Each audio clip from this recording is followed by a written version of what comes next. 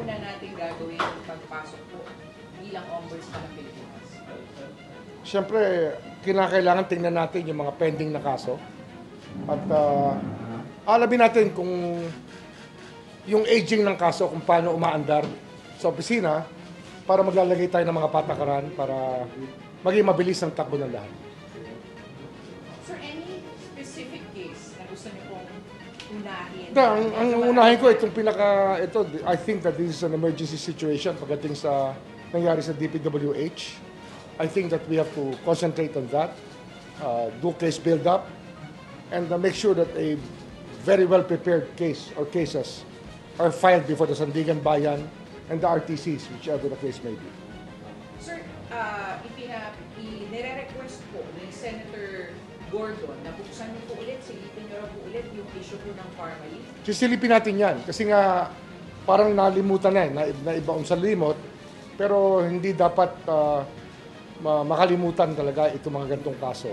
Kasi alam natin, mabigat ang alingaw-ngaw at marami nagsasabi na may nangyari nga masama doon. May naging pagdinig ang Senado, ngunit hindi na umandar mula doon. Kaya kailangan bisitahin natin.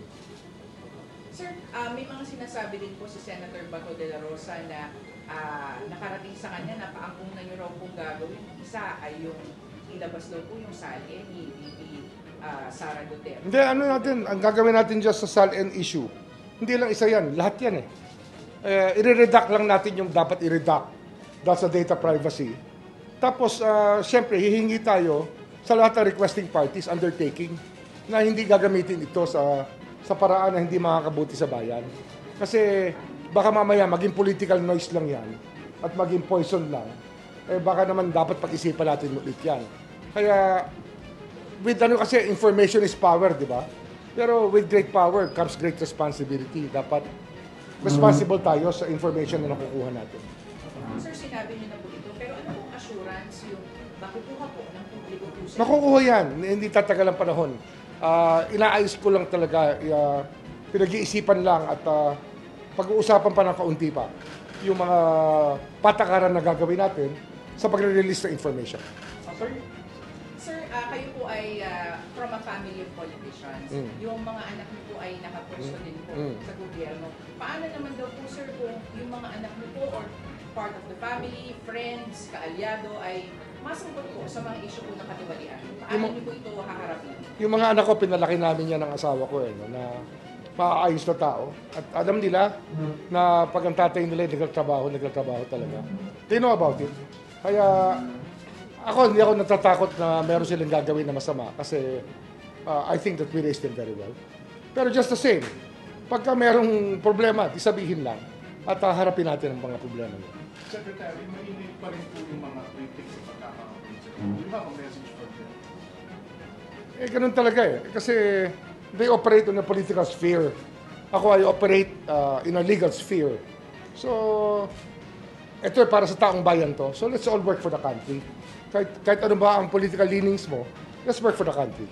Sir, yung sa Parmalee ba, yung complaint yung kaso pwedeng mag-extend up to the former president? Hindi ko pa alam Actually, hindi ko sinundan masyado yan, yung hearings na yan. Pero of course, napag-uusapan yan sa ibang mga forum na nakasama ako. Siyempre, we are aware of what happened in so many ways. Ang responsibility niyan will always depend on the evidence. Laging evidence yan. Pero pwedeng mag-extend sa mas mataas pong posisyon? Siyempre. Ano yan Hanggang saan na tayo abutin ng ebidensya, doon tayo tuturo. So, dun sa flood control, since wala pang nagpa-file na case, so motu proprio mo na yung gagawin dun sa flood control policy? Hindi, yun nga. Kahapon, nag-meeting kami for the last time, yung mga DOJ people, mga USEX, ASEX, the Prosecutor General. Pinag-usapan namin yan. At kaya, yung game plan ay nandun na. Kasi, ang talagang gusto natin gawin, ulitin ko, kompleto ang ebidensya, pag final, ready for trial, at hihingi tayo, kanina pinag-usapan namin ni Senior Associate Justice Lionel, na continuous trial talaga, para wala nang delaying tactics na pwedeng umiral nang matulog ng matagal itong mga kasong to. Kailangan dito tuloy-tuloy. Ang daloy ng kaso. So sir, yung mga nasimulan nila dito, dadalhin na lang sa ombudsman? Ganon. Nasimulan na dito, pero yung iba kasi niyan, pag kagaya niyan, assistant district engineer, saklaw pa yan sa memorandum of agreement, saklaw pa yan ng DOJ kung tutuusin. Kaya lang, pag yung mga John Doe na identify na mas mataas, salary grade 27 and above, sandigan bayan yan. Pero, given the powers of the ombudsman, we can always ask special teams to prosecute pag kinakailangan. You mentioned it already na aside from prosecutorial powers, the ombudsman is also kailangan din niya maggawa ng recommendations for efficient service. Ano yan? May idea. Example ko sa inyo dyan, public utilities, regulatory capture. Ngayon pa lang, sasabihin na natin, yung mga telco, iayos nila yung kanilang sistema para pwede natin mahuli lahat ng gumagawa at bumibili, nakikihalahok sa child pornography.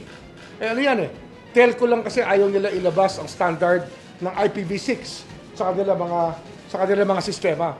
IPv6 means every instrument used sa lahat ng krimen, sa child pornography at sa sexual exploitation o sa cases, kinakailangan talaga itaasan nila yung batayan na para anong instrumento mahahabol natin. Hindi pwede yung gano'n na lang, tipid sila ng tipid, ang tao naman ang nahihirapan. At yung mga accountability ng mga regulatory agencies, sisikipan din natin para naman maging maayos ang buhay ng mga Pilipino. Sir, sa flood control, may timeline po ba yung ombudsman kung kailan makapag-file sa sandigan? Ang timeline niya, syempre, on the evidence pa rin Pero marami na naman kami nakukuha na evidence. Talagang sisikapin lang namin na mabuo ng gusto. Kasi nga ayaw namin na kami maging cause ng delay. So, ang timeline niya will depend on that. Pero malamang yan, within the next few weeks, pag nag-file kami, ready kami for trial. So, PI na lang yan, preliminary investigation na lang. Pero tuloy-tuloy yan. Batch by batch po ba yung pagsasampa ng kaso or parang isang kulto? As they're ready, we will file them. The deadline is yesterday, so we have to do it every day if we have to. Sir, you mentioned na gusto niyo magkaroon ng ombudsman's marshal. Ano po yun at ano po yung magiging trabaho niyo? Hindi kasi parang Supreme Court may sariling judicial marshals. Ganon din sa ombudsman kasi nga kailangan pangalagaan ang testigo. Kasi ngayon we have to rely on the DOJ for witness protection. Una-una yan. Pangalawa yung security ng documents, lahat ng information na nasa loob ng Ombudsman's Office. Ang problema kasi dyan, pag nawawala ang ebidensya, anong kaso ang mananalo? Hindi pwedeng mawala ang ebidensya. Sir, ano na lang po yung mensahe niyo po sa mga tiwali at korap sa gobyerno?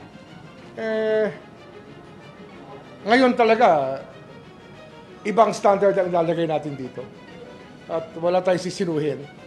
Pag may dumating na impormasyon na dapat iimbestigahan natin, tatawagin natin lahat ng merong poder para mag-disclose ng information tungkol sa mga kasong fina-file at gagamitin natin ang impormasyon sa korte para usigin yung mga lalabag sa batas at magmamalabis sa kanilang mga responsibilidad. Sir, kung kulang ulit yung sa flood control, uunahin niyo na po yung mga sinagawa at saka contractor. Hindi, ang concern natin dyan yung building the case. Hindi sino, pero anong kaso, anong ebidensya. Kaya everybody comes in there. Kaya wala ho tayong sinisino rito. Kung mataas man o mababa, pero sisiguraduhin natin yung ebidensya nakatuon pag-file natin ang kaso. So kahit mataas yan, kahit umabot na senador yan, kung saan maabutin yan, gagawin natin. So sir, kahit kamag-anak po ng Pangulo na talaga po sa Wala naman tayong choice dito, yun ang ebidensya. Pwede ba natin i-deny ang ebidensya?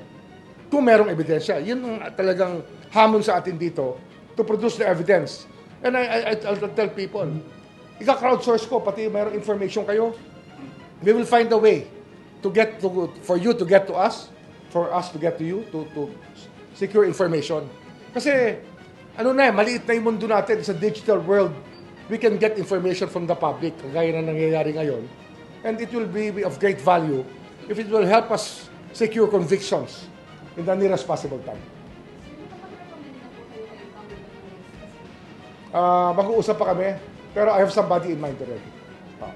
Marching order na lang po. Wala siyang marching order sa akin. Sabi niya nga, ayusin natin itong gusot na to. Kasi nga, it's a mess. Itong nangyari ito, it's a mess, di ba? Kailangan ayusin natin to. We have to figure out how to get out of this as a better country than anything else.